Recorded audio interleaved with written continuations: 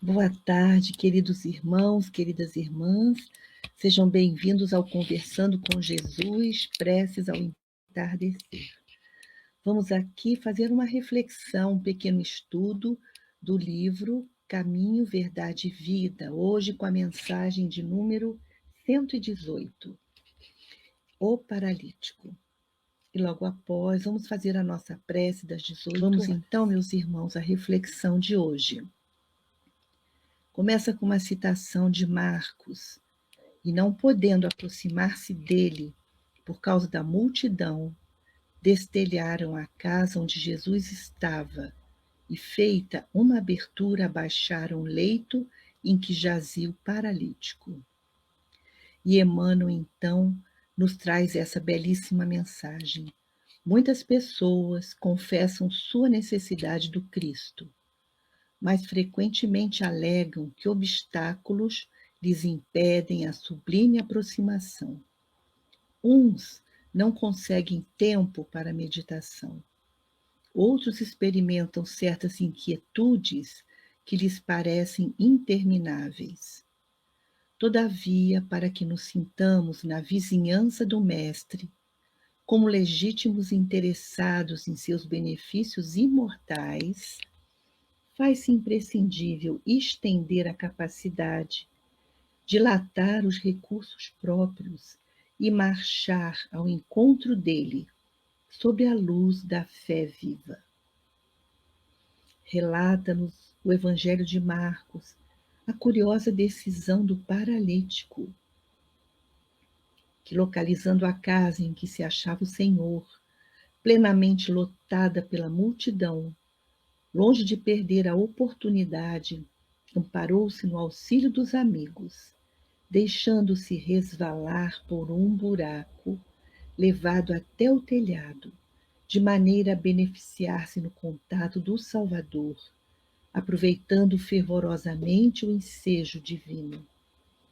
Recorda o paralítico de Cafarnaum, e na hipótese de encontrares grandes dificuldades para gozar a presença do Cristo, pelos teus impedimentos de ordem material, dirige-te para o alto, com o amparo de teus amigos espirituais, e deixa-te cair aos seus pés divinos, recebendo forças novas que te restabeleçam a paz e o bom ânimo. Então, meus irmãos, vamos juntos aqui fazer uma pequena e rápida reflexão. O paralítico nos traz uma reflexão que vai trabalhar limitações, desafios, enfermidades, com sentido espiritual quando se fala de cegueira. No Evangelho, não se fala apenas de prova material na encarnação da cegueira física, mas também de uma cegueira de espírito, por causa do orgulho, da vaidade, da ignorância. Quando se fala na paralisia no Evangelho, não se fala apenas dos corações que na presente encarnação estão passando por uma prova física de paralisia ou de falta de algum membro, mas fala-se no sentido mais abrangente que se encaixaria em todos nós, porque todos nós temos aspectos da nossa alma, dos nossos sentimentos, que estão às vezes paralisados e às vezes por séculos. Jesus curou muitas criaturas fisicamente, mas suas principais curas, meus amigos, também diziam respeito ao espírito. Cura para o corpo e cura para a vida imortal, em termos de sentimento e renovação íntima.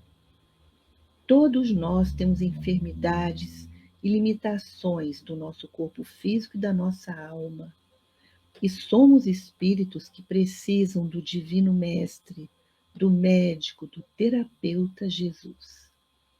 Então, neste versículo de Marcos, não podendo aproximar-se dele por causa da multidão, destelharam a casa onde Jesus estava e, feita uma abertura, baixaram o leito em que estava deitado o paralítico. Identificamos o padrão da multidão em diversas passagens de Jesus. Por exemplo, a mulher hemorroísa, a mulher que sangrava há 12 anos. Para chegar até Jesus, ela encontra obstáculos, a multidão, mas ela se esforça, persevera e consegue alcançar o Mestre. O cego de Jericó, a mesma coisa. Entre ele e o Cristo, novamente um obstáculo, uma multidão. Mas ele se esforça, persevera e alcança Jesus. Zaqueu, Jesus envolvido novamente pela multidão. Zaqueu sobe na árvore, se esforça e alcança o contato com Jesus. Então, esse padrão tem uma mensagem para nós. Há uma multidão dentro de nós e fora de nós. Sempre que um discípulo desperta para a busca com o Cristo, ele vai encontrar o desafio da multidão. A primeira multidão é a que mora dentro da própria pessoa, a multidão interna, que representa os seus valores, velhos hábitos, velhos valores, pensamentos, sentimentos que vão ser um obstáculo para a sua caminhada de renovação em direção a Jesus. E a multidão externa são os corações que não compreendem as propostas de mudança dos novos valores que Jesus nos apresenta. São corações que ainda não querem essa espiritualização dos próprios valores, que ainda cultivam egoísmo, individualismo e ilusão. Então, o coração que desperta nesse meio vai ser taxado de ingênuo, vai ser incompreendido. Mas por que isso? Porque a pessoa se descolou do movimento de massa, da manada, para tomar as rédeas do seu processo evolutivo. Quando a pessoa se desloca da multidão, não é para menosprezá-la. Ela se desloca da multidão para, com Jesus, aprender a amar, a servir, a ser fraterna com todos e depois estender para a multidão a luz que ela adquiriu. Quando o paralítico vem motivado para encontrar Jesus, encontra uma multidão cercando a casa, mas ele não se dá por vencido. Ele recorre ao apoio dos amigos que o levaram até lá, que podem ser amigos encarnados e amigos espirituais, que dão suporte para nós seguirmos adiante, estimulando a nossa caminhada renovadora. Acontece com todos nós, meus irmãos. E o telhado tem um simbolismo muito bonito sobre a casa mental. Nós temos o porão, nós temos o piso térreo e nós temos o andar superior. O telhado representa a nossa casa mental superior.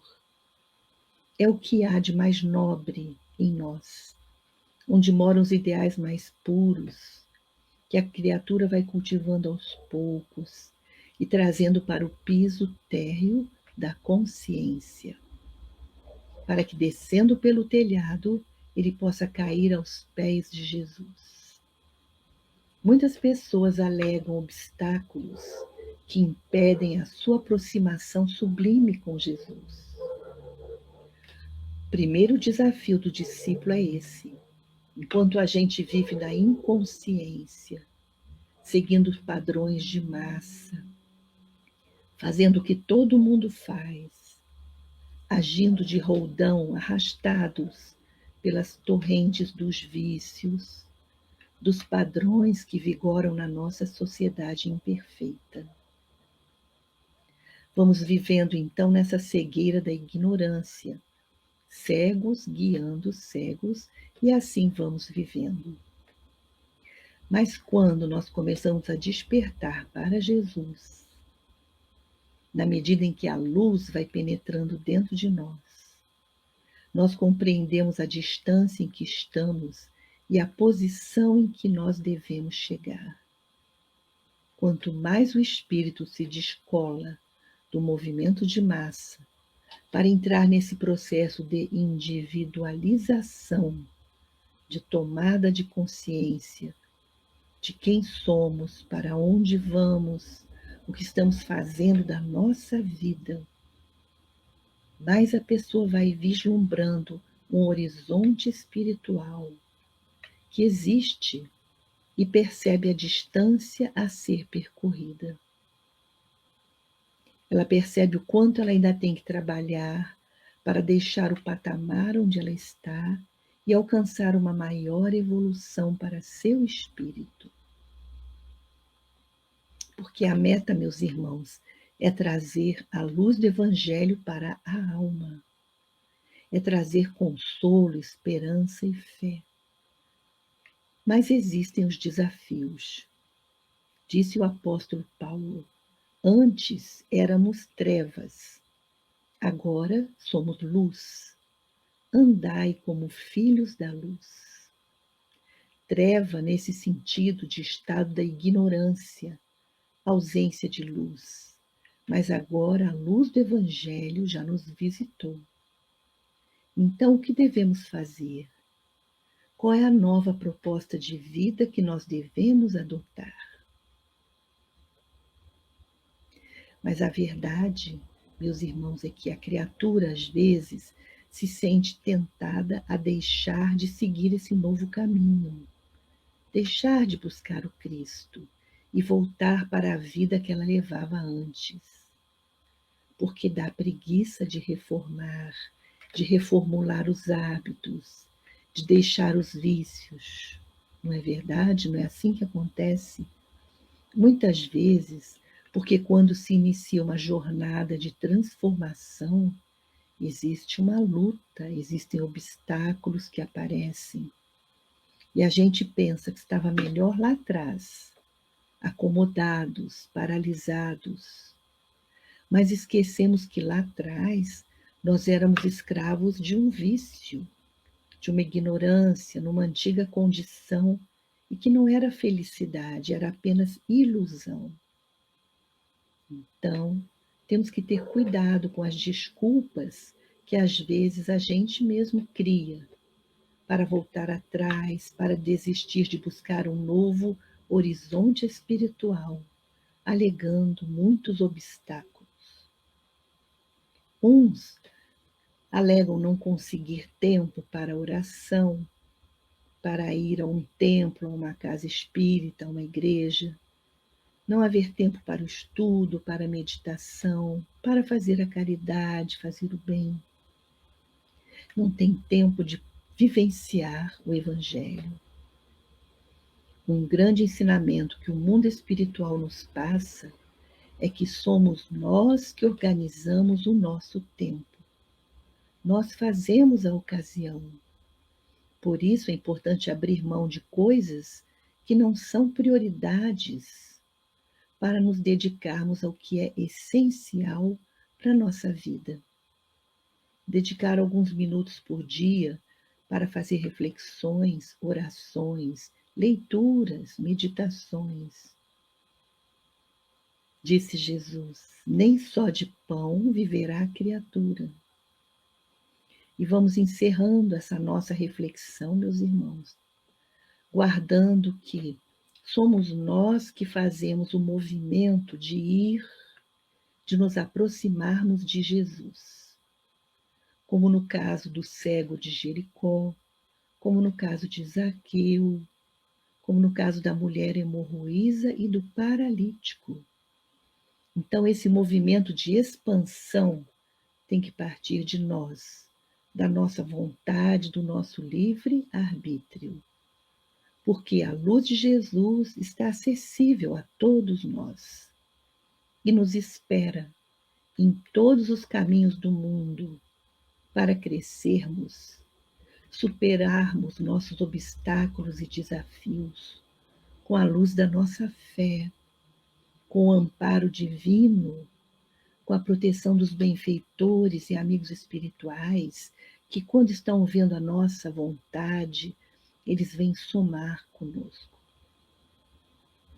A nossa grande meta, o nosso objetivo maior é aumentarmos os nossos potenciais da alma, como diz Leon Denis, para sermos capazes de amar, de perdoar e nos dedicarmos às obras do bem e sermos felizes. Nós, na caminhada da vida, meus irmãos, temos que ver as oportunidades dos encontros, dos desafios que a lei divina nos pede para despertarmos de séculos de paralisia, para buscarmos a Jesus, para buscar o mais alto, analisando nossas prioridades, usando melhor o nosso tempo, os obstáculos que consideramos intransponível que nos impede de chegar a Jesus, buscando o apoio dos amigos, amigos aqui encarnados ou amigos espirituais, para vencermos as barreiras, ultrapassarmos a multidão de vícios, de impedimentos, buscando o alto por meio da prece, do estudo, do trabalho no bem, na força do grupo de amigos que estão caminhando como nós nessa busca pelo Cristo, para encontrarmos sempre os caminhos da superação.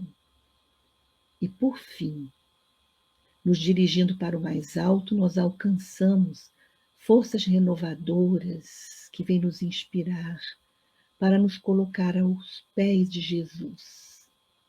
Forças novas que restabeleçam a paz e o bom ânimo em nós e nos ajudem a superar os desafios e alcançar, por fim, os pés de nosso Mestre amado Jesus.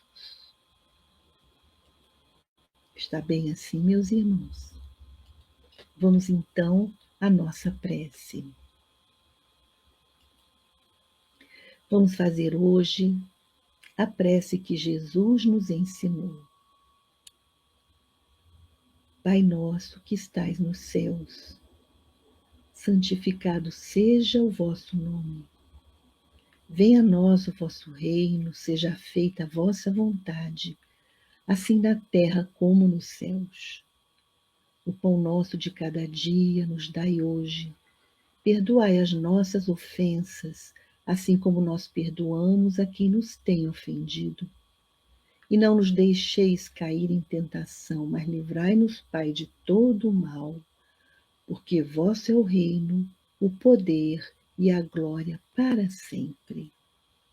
Mestre Jesus, nós agradecemos por este dia. Agradecemos por todas as bênçãos recebidas, pelo amparo divino, pela proteção dos benfeitores espirituais. E rogamos, Senhor Jesus, que a tua paz nos envolva a todos.